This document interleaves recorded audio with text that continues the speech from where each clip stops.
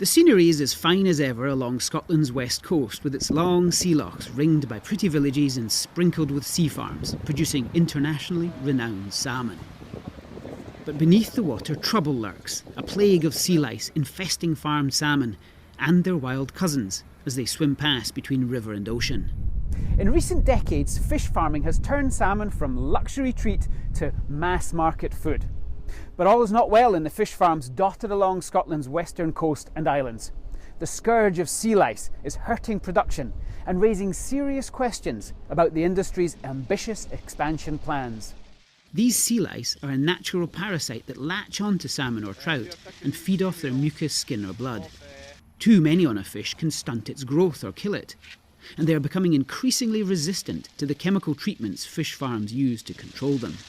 Sea lice are a natural marine parasite that have been attaching themselves to fish populations for millions of years and continue to affect both farmed and wild fish worldwide. Although not a risk to human life, sea lice have become a troublesome problem in aquaculture, particularly for salmon farmers. They tend to multiply quickly at aquaculture sites in some regions of the country, and in large enough numbers could pose health risks to the farmed salmon. The result is lower production, which is helping send international salmon prices soaring. Scottish salmon is very important to the Scottish economy. It's one of the largest exports. When people think of Scotland, they think of whisky, they think of salmon, and so it carries that real premium. The aquaculture industry has a threat in the form of sea lice, both for the salmon and actually for the industry itself in terms of how the industry can be seen to be responsibly expanding. I'm John Ray. I'm production manager for Scotland region with Scottish Sea Farms, and it basically means I have responsibility for farmed salmon in the sea from Oban to Cape Wrasse. Scottish Sea Farms wanted to change the perception of how the industry was viewed and just eliminate sea lice as an issue, full stop.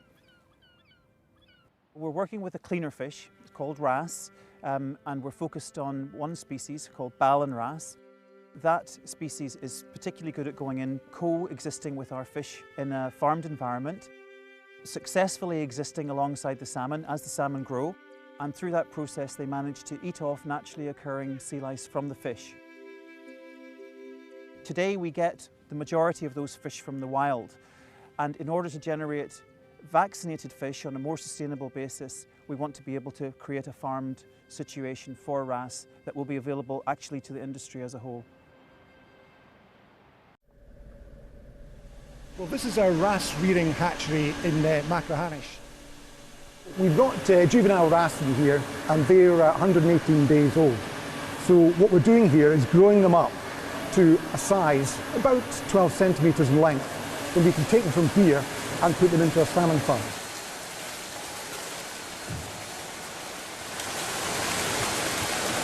After about a year and a half, we take them from here in tanks, and then we deliver those tanks to the salmon farm and decant the wrasse into the pens.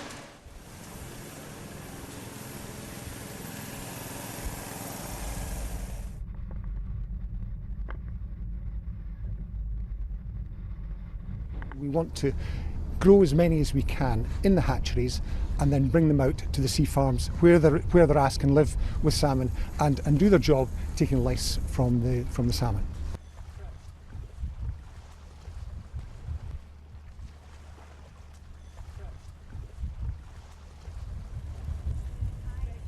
Sea lice is a problem for fish farmers, there's no doubt about that. And we do have a number of medicines that we can use, but we are looking at other ways that we can control sea lice. And having a biological control is a fantastic way of doing that. So having the wrasse is just a wonderful solution to sea lice. When you put them in the salmon cages, they're just having a feast. It's like a kind of midnight feast. You put all this food out for them. It's good for the salmon because the salmon are cleaned by a cleaner fish. And it's good for the farmers because they can use a biological solution to keeping the salmon clean and healthy. This is a commercial scale deployment. What we've done up until now is lab-based, hatchery-based, bench-tested work. What we're seeing now is farmers saying, we actually need 1 million wrasse. We can't go and catch them in the wild in a sustainable way, so we want to grow them through aquaculture, and that's a long-term solution.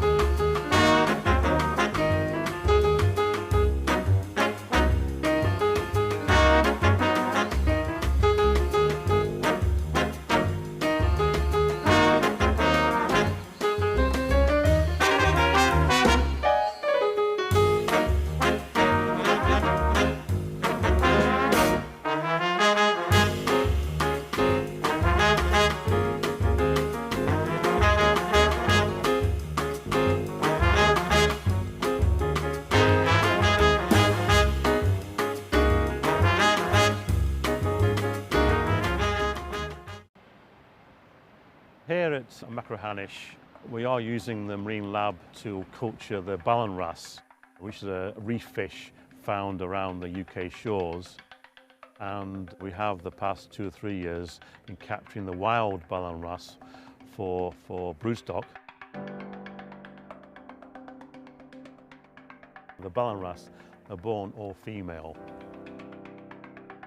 And at some stage in their life cycle, as they mature into adults, possibly more dominant females do change into a male, and he will sort of sire a sort of a harem of about maybe 10 or 12 for females, probably held by 2 or 3 subordinate males, and that's their sort of hierarchy in the wild.